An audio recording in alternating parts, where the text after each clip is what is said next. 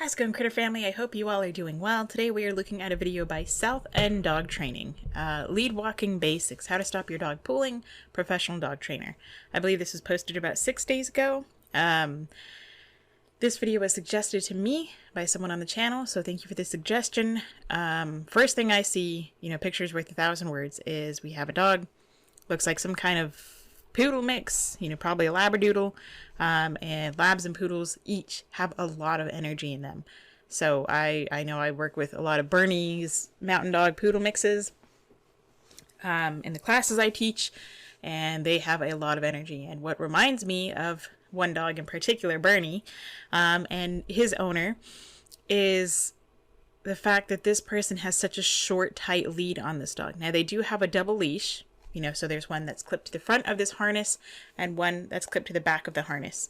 So you're able to steer the dog around a little bit better, but this harness is way up here digging into the dog's, collarbone, so it's digging into their where they're able to breathe, and it can cause breathing problems, as we're going to hear with this dog here in a minute. But this owner having this short, tight lead on this dog is going to lead to frustration, as I see it with Bernie and his owner, as much as they mean well. It seems to make sense that the tighter a grip or the shorter you are on the animal, or the closer you are to them, the more control you have, but you actually have less control because it's a whole body versus just your hand. If you give them more leash, giving them more of their leash, they're less frustrated. They feel less, claustrophobic and what are you doing, baby? Ellie's being crazy. Oh, what are you playing with? Okay. The more, you have the dog on a tight leash, or you're pulling on them and this and that, this is going to cause them to get more frustrated. So that's where a lot of that pulling and that pent-up energy comes from, because the more the dog is crazy, quote unquote crazy, the less they get walked, and the more they need to be walked, because they are crazy. But it's the endless cycle. So the way I teach dogs is I walk them on the back of their harness. I might use one of these harnesses for a very strong dog that overpowers the owner, because it might make it easier to steer the dog, but I don't want them to lock it up, like 1 foot away from the dog. I want them to I want to have a long enough leash, probably an 8-foot leash. That way, when you hook it up to both ends, you have about 6 feet of leash, or a little bit more. And that way you can gently steer the dog one way if you really need to, but you're not relying on just the front of that harness and holding them back and twisting their harness around and their body around just to hold them back. That's not the point of it.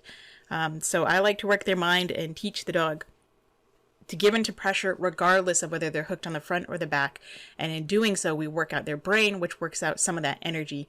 Some dogs need a lot of physical exercise, period. So you might need to run the dog around, use a flirt pole, throw a ball or something for a few minutes to get some of that pent-up energy out before you can even start training. So with all that said and out of the way, we're going to listen to what he has to say.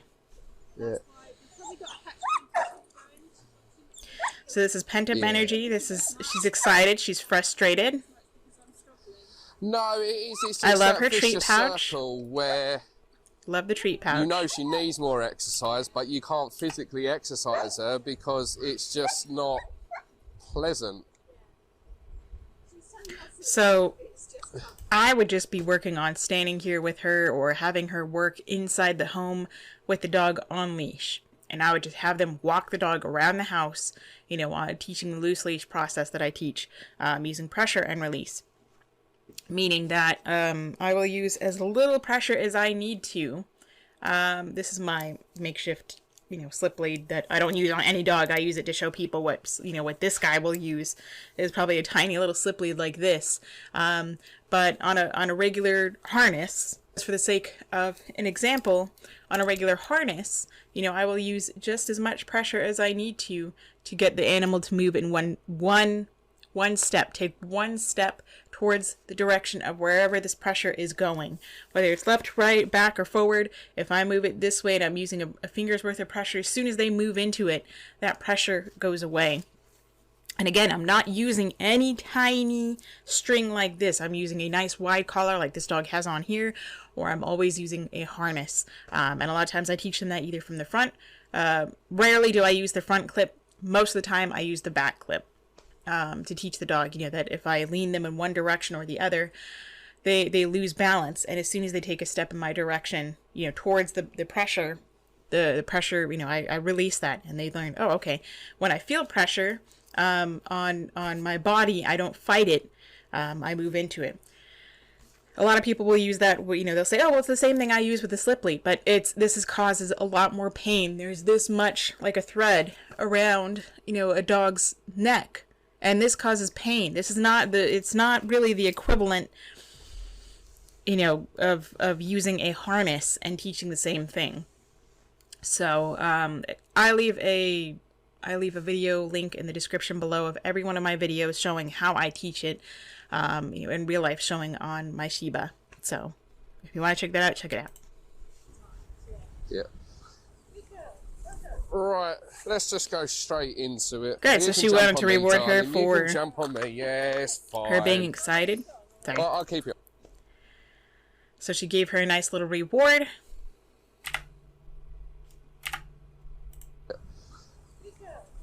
Right. So she gave her a reward for being calm.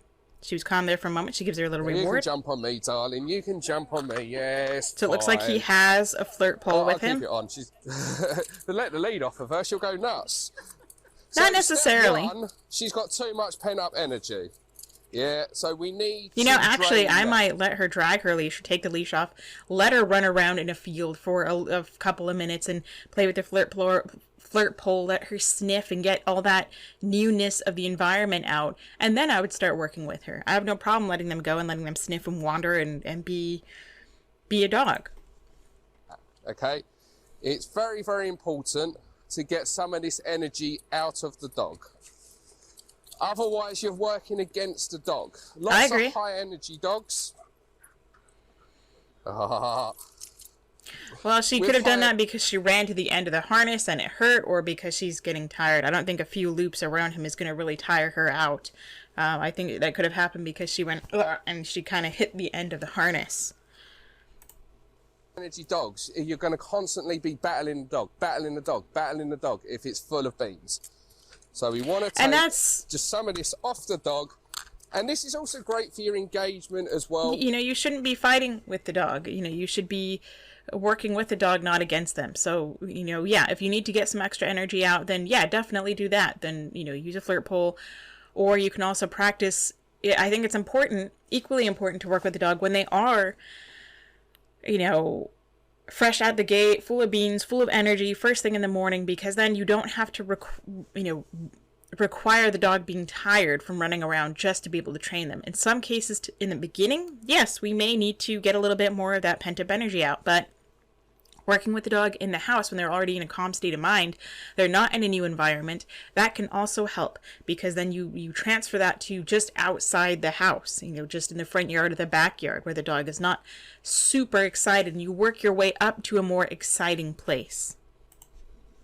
It's a flirt pole. Don't overdo it with a dog. Don't make him sick by going round and round and round in a circle. Let the dog win. But don't rush this part. Yeah. Oh, you got it. What's her name? Got distracted by, I'm assuming, and maybe another dog over there. I don't care about the sit. The dog did sit, but I'm not worried about sit. Kitty. Where is it? Where's it gone? Where's it gone? Get it! Yeah! Oh, distracted easily, are we, little one? Well, probably because there's another dog or another person over here. She's in a new environment. She hasn't had the chance to go around and sniff. So I would expect her to be very distracted. I'm not going to say she's distracted easily. She was actually, doing fairly well. She was able to sit, so that doesn't tell me that she's very distracted. Oh, she got it. It's going to fling. Get it. So I think this would be more fun for the dog if she were off leash. She doesn't have that much energy. Or she's just bored of the toy. I think she definitely has a lot of energy. She just got bored of going around in a circle. what we're going to use for this one is a slip lead. You use a slip lead on every dog. You use something like this on every dog. Every single dog.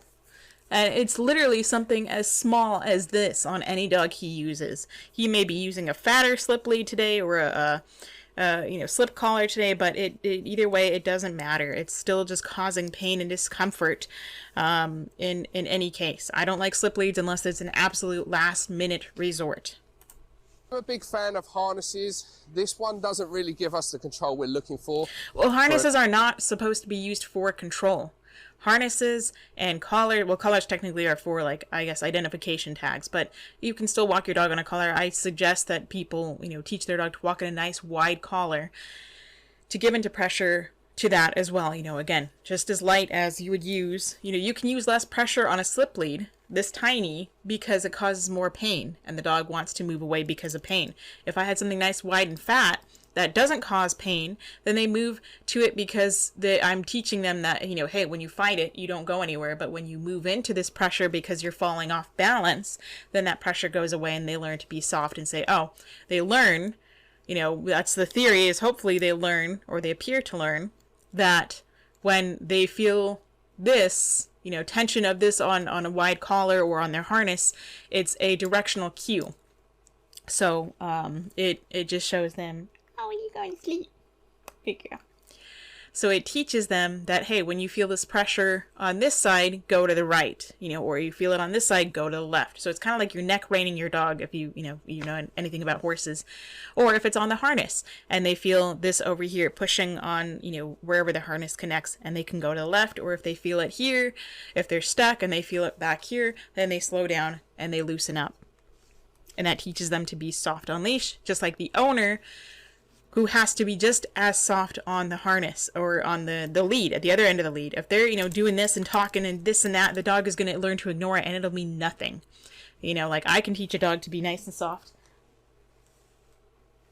I can teach a dog to be nice and soft on lead, but as soon as I give them back to the owner, in 2 or 3 weeks or 2 or 3 days even, the dog will be right back to pulling and going crazy because the owner is not being consistent. So, Ben, do you have a slip lead for me? I do indeed. Perfect.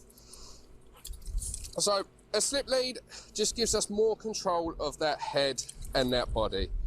What we're going to do... It's a noose. Straight over your head. Come here, little one. Don't worry. She's my prediction is that she's going to fight it, like most of the dogs that he puts a slip lead on do, because it causes pain, it causes fear, it causes fight or flight reaction. Again, this one isn't tiny. And it's pink, maybe because she's a girl, but this is a tiny little slip lead. It's probably one of his own, he likes to sell his product. It's not tiny, but it's still a rope around the throat where we have breathing, we have blood flow, we have arteries, we have salivary glands, thyroid glands. This dog, I'm assuming, is going to freak out. It's good. Got it all tangled up. There we go. So you can see the dog's a little bit concerned, and you might see this from time to time. Notice how I deal with it. I'm not telling the dog it's okay. I'm not pandering. I'm not going, it's okay, don't worry, dog. Because the dog's already worried. So if I start doing that, I'm projecting worry onto the dog when the dog's already worried. That is actually incorrect advice. You cannot reinforce a fearful behavior.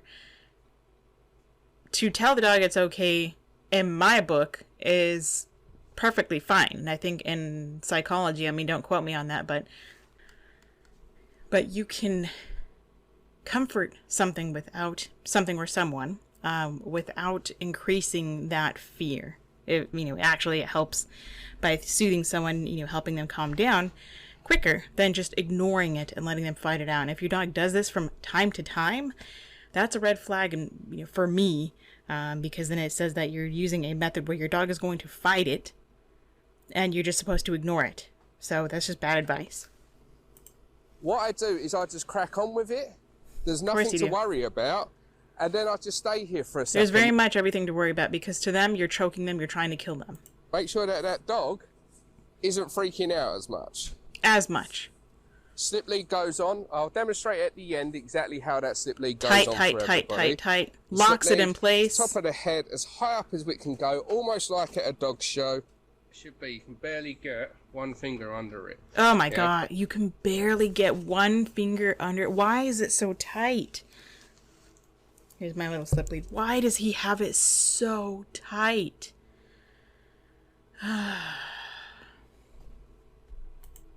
I notice that's nice and tight. She can breathe. Absolutely fine. No, she can't.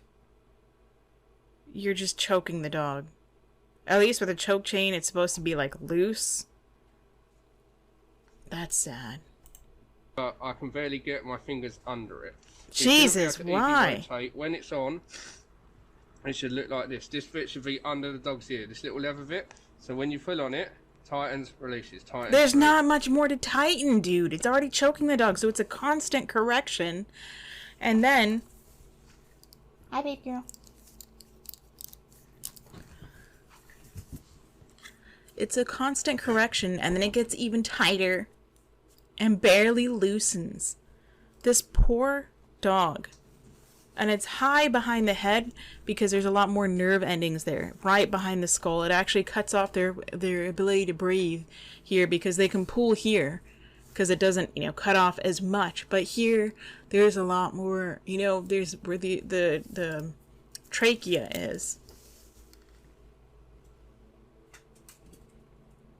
Are you playing with it? Oh, she found a mouse.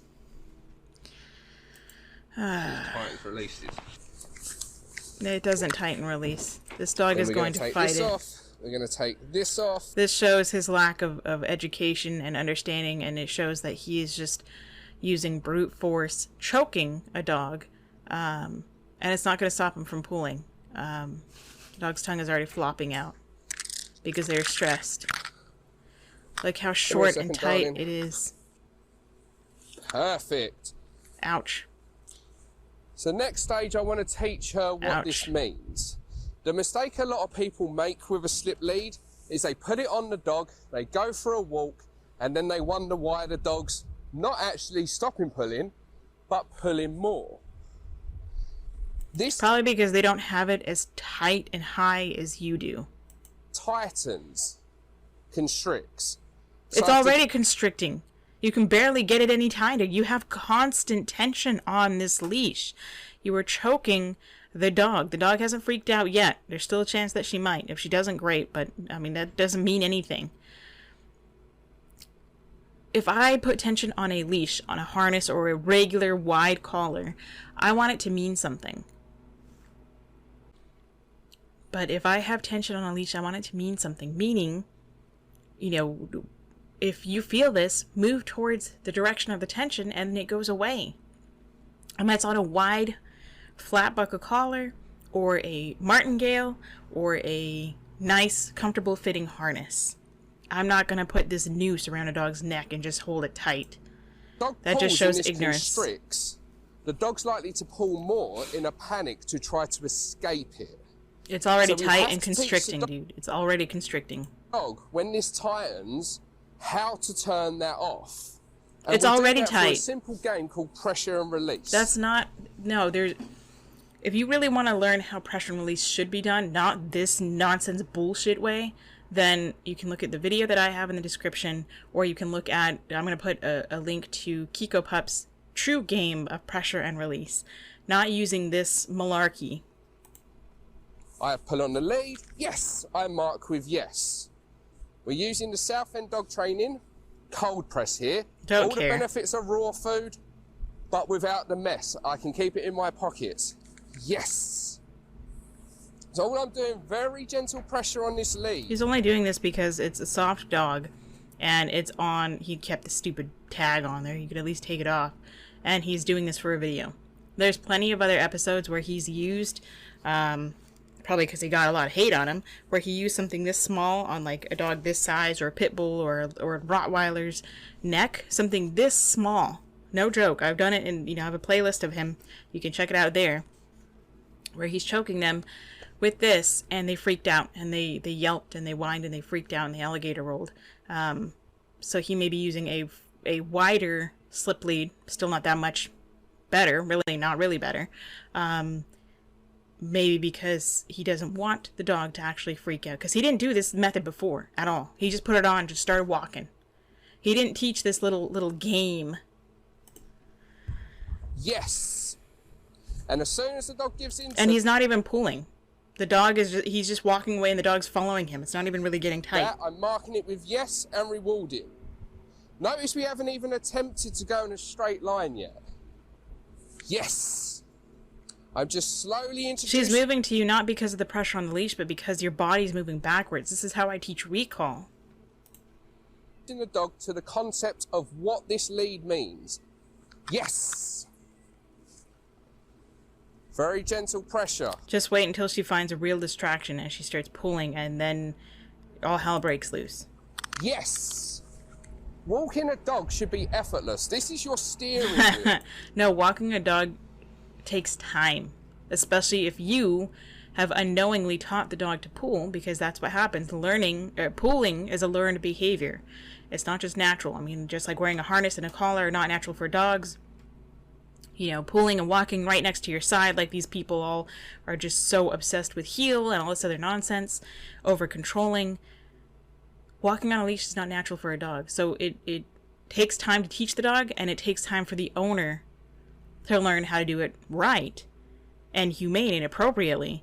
And just because you're a human with opposable thumbs, you're not entitled to an easy walk with your dog. I mean, you're not entitled to just have everything easy.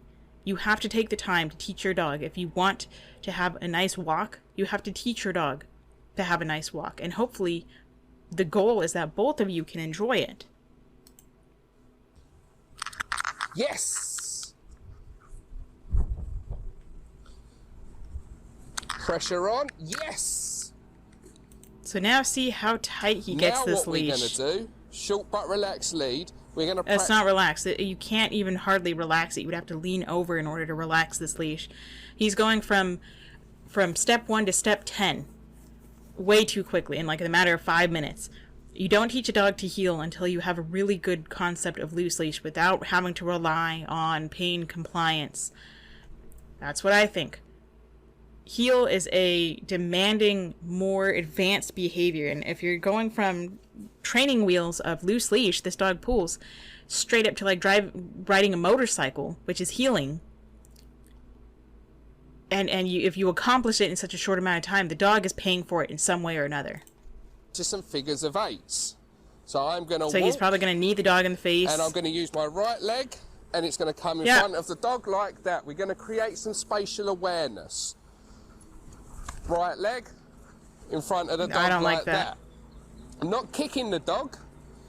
Right leg, just creating No, because the dog. What if the dog didn't move though? Then you would be kicking the dog. You would be kneeing them in the face. Awareness.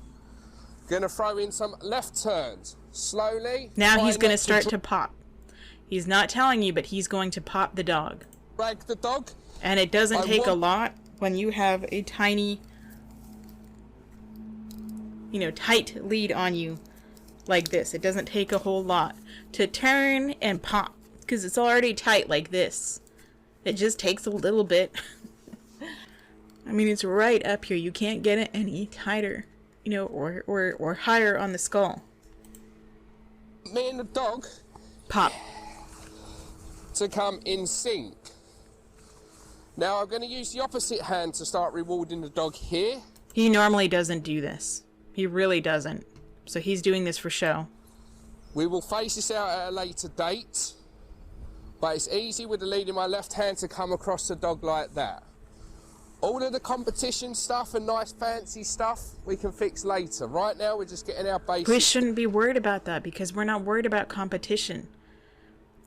I don't think this lady wants to go showing her dog. Even if she does, then, this lady just wants a pet dog to just walk nicely. And you're not teaching the lady how to do it. You're teaching the dog how to do it. And so the dog has to rely on just pain compliance and worrying about when to stop and this and that. Otherwise, then they get the threat of correction. Down. So we're going to walk a bit. God, I mean, like, on 2 inches of leash.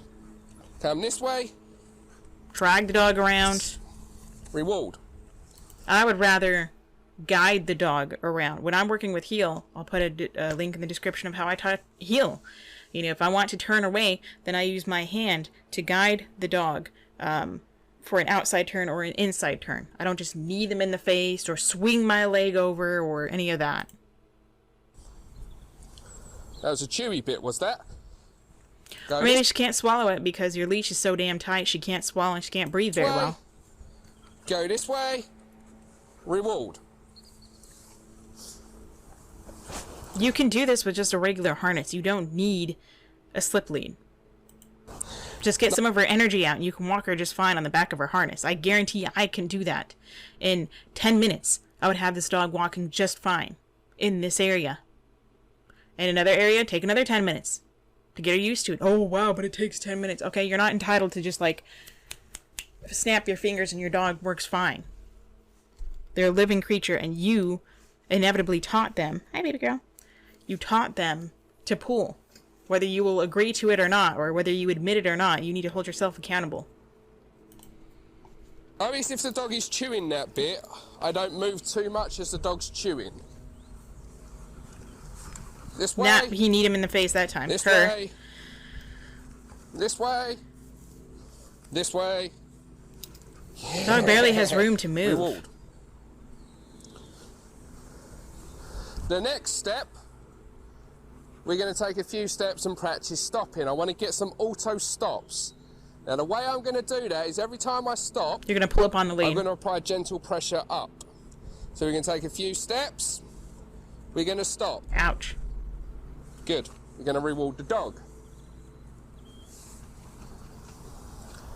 Going to take a few more steps. You don't need the slip lead for this. We're going to stop. This looks impressive, but it's not. It's literally just this tool that's choking the dog. Or in this case, it's not choking the dog, but it's just very tight on the dog. And that's what's working. Not impressive at all. I want the dog to get in the habit of every time I stop, she's to stop. Few steps. Over controlling. Stop. Ouch. Few steps. No reward now. Stop. Again, look at our position. Notice I'm not letting the dog forage in front. That's where that little pull-up comes from. Still just implementing that concept of pressure. Up, relax. Up. It's already tight enough, so it's constant pressure, and then more pressure and less pressure. More pressure, less pressure. It's not actually release of anything. This is not impressive. This is just a snake oil salesman, and you're going to rely on a slip lead. You don't have to pay this guy diddly squat. Get yourself a slip lead and do the same thing. I don't recommend any of that. But you are relying on the tool to do all the work. Same as a prong collar, same as a star mark collar, same as a shot collar. The tool does the work, and without the tool, your dog learns nothing. Relax. Now this bit's working because of step 1 and 2. No, it's working because of the slip lead. Stop lying. It's working because you're using tight pressure and tighter pressure. Practice that turn. Few steps. Stop. No more rewarding now. Stop. Notice I'm going longer between my rewards, so I don't have to constantly be doing it. I mean, this lady looks like she's impressed, but she's not going to be able to do this herself without having to rely on a really tight, short leash around her dog's neck. A noose, essentially. Active training center. Notice I'm getting the attention as well. When she because the dog is waiting for her next reward. As soon as you stop rewarding her, she's going to stop paying attention to you. She's looking for when her next reward is. She doesn't have a bond with you, especially not after this collar or this slip leash. She's just saying, when do I get a reward, dude? Just come out the car, her attention was everywhere other than on me. She's looking at you because of a reward. Darling? So now we want to get moving a little bit. And again, practicing that up on that lead.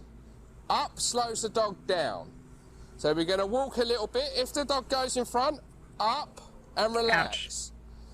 Ouch. Up Ouch. And relax. To help the dog, I want to pick up my pace a little bit. Head up, shoulders up, let's go. Anytime I feel tension on the lead, this dog is constantly getting drug around.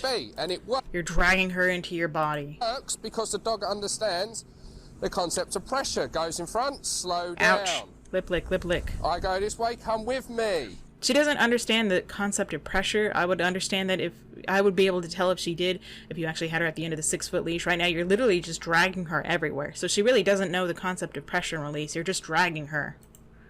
I go this way, come with me. You want to see that she does understand it? Being taught to be turned off.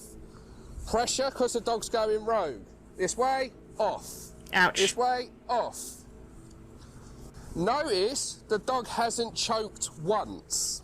The dog is constantly, I'm not going to say choking, but we don't know that the dog is they're certainly not comfortable. I'm not going to say that in this moment that they're choking, but I give up. That's the end of this video. Let me know what you thought of this video. Let me know if you got anything from it. I'm so tired of these people just lying to you. They're snake oil salesmen. Go say howdy do your little critters. Say howdy do for me. Give them some kind of loving they appreciate. And until next time, practice peace, patience, and positivity.